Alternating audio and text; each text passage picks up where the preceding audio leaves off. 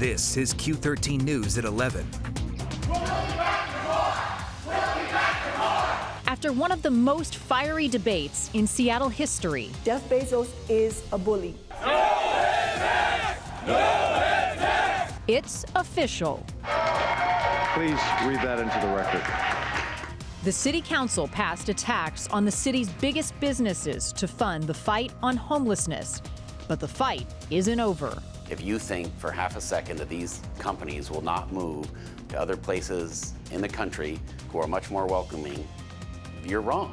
Tonight, the backlash this controversial tax could have across the region.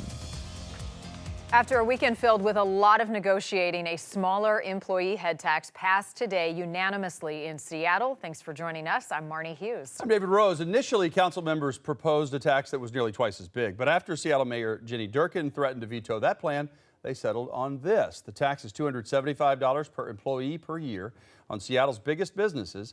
It will start next year and last through 2023. After that, the council can renew it. Well, the council estimates the tax will generate $47 million each year. Most will be used to create affordable housing, with a smaller portion going to homeless services like shelters and less than $1 million going to administrative work. Mayor Durkin says she will sign this bill.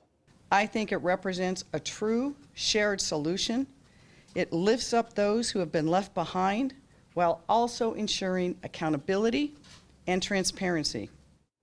Well, this debate reached a fever pitch once Amazon got involved, saying it would pause construction on a downtown building project, threatening 7,000 jobs in our region. Amazon will take a bigger hit from this tax than really any other business. And tonight, the company says it's disappointed with the vote. In a statement, Vice President Drew Herdner said, in part, quote, "While we have resumed construction planning for Block 18 building in downtown Seattle, we remain very apprehensive about the future created by the council's hostile approach and rhetoric toward larger businesses, which forces us to question our growth here.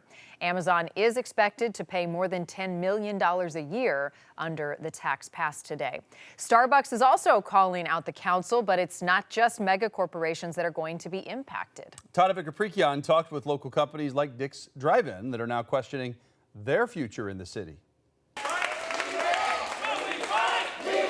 After weeks of debate and public comment, the Seattle City Council passed a smaller version of the original head tax in a 9-0 vote this afternoon. Monty Anderson with the Seattle Building and Construction Trades Council says the scaled-down version is better, but still doesn't like it. No, I'm not happy about the head tax, but I am happy about the process that we came off. We got away from the edge of the building. Other local businesses aren't seeing it that way. Saul Spady, part of the family behind Dick's Drive-In, says businesses like theirs are weighing smaller workforces, cutting charity donations, and potentially choosing places outside Seattle to expand. We can really commit to the fact that we're not going to probably build another drive-in in the city of Seattle. And we own a lot of property here, and maybe we'll choose that a drive-in could be better in Tacoma than in Queen Anne. Also weighing potential cuts to the workforce is Jan G. with the Washington Food Industry Association, who represents independent and locally owned grocery stores. Very disappointed. She says the head tax will mean a hit to consumers. Have to increase the cost of groceries to make up for the tax. But ask Amanda Woods, who works directly with those affected by homelessness, and she says she'll happily pay a few more dollars at the grocery store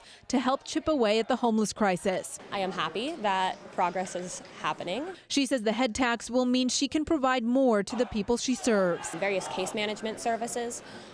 This could potentially provide us with more basic amenities for the shelter. Many in the business community have expressed concern about throwing more money at the problem without much in the way of results so far. Council members say that's the priority right now. Now we have to prove to the public that we're actually investing wisely and strategically. And as I said openly, I don't think we've convinced the public of that. They're not seeing the kind of change even with the money we're spending now. In Seattle, Tadevik Aprikian, Q13 News. Yeah, there's still a ton of questions about the employee tax. We've been covering it in depth for weeks. Of course, it doesn't address crime, mental illness, or addiction problems, all causes for the homelessness. So even though you put roofs over their heads, you still have the underlying issues. Yeah, I think it's lacking a lot of details, which means in the next couple of weeks, we hope to learn a lot more about exactly how they plan to use this money. If you would like to see more of the reaction, the continued debate to address Seattle's homeless crisis, we have set up a special section on our website. Go to Q13fox.com, and there you can be part of the continuing conversation.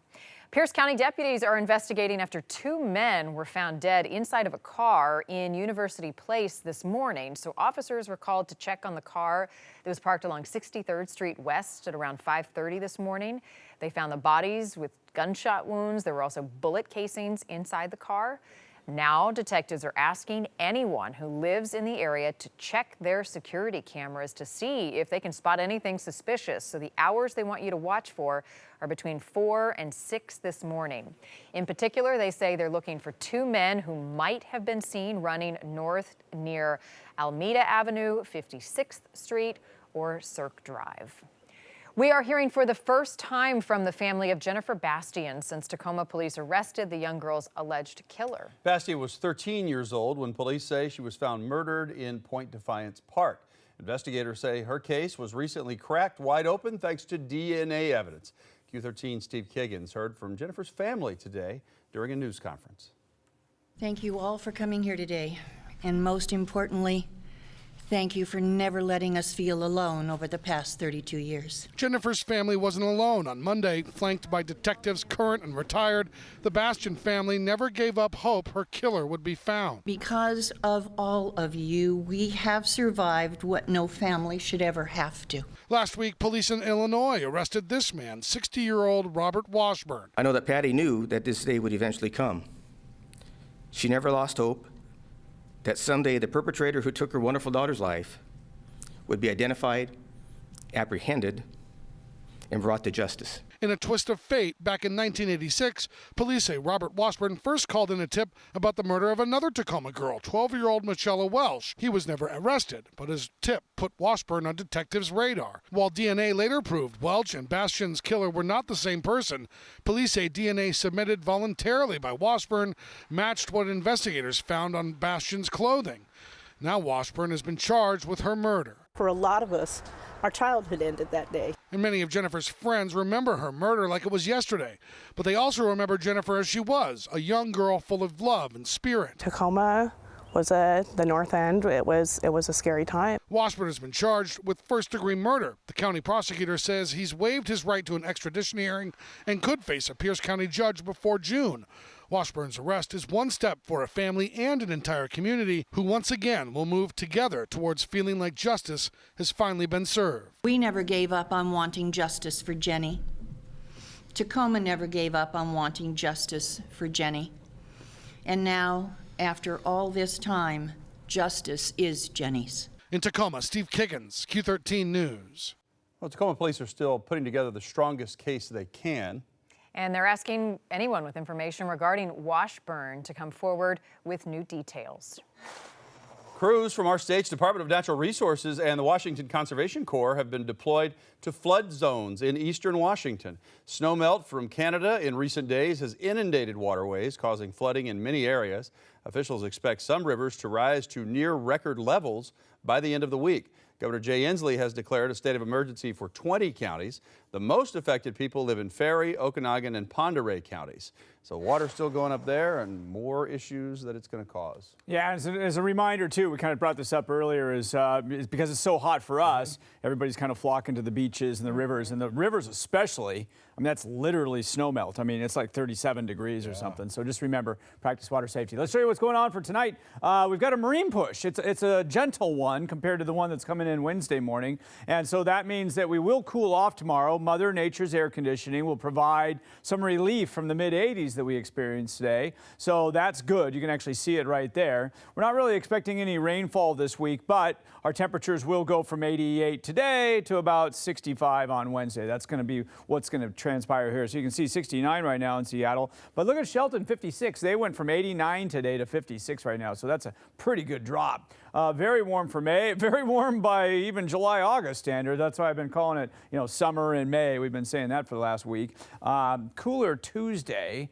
How much cooler, at least for the beach or for Seattle or for Tacoma, we'll tell you about in a couple minutes. Well, First Lady Melania Trump is recovering at Walter Reed Army Medical Center after undergoing surgery today. The White House says the procedure was to treat a benign kidney condition, and it was successful. The First Lady will likely stay at the hospital for the rest of the week. Still ahead, rape kits are among the best tools that police have to catch criminals. But many of them are going untested. they had no intention of testing my rape kit. The new program in Washington trying to help victims through the process. Plus, the volcanic eruption in Hawaii growing more dangerous by the hour. The new thing researchers are watching.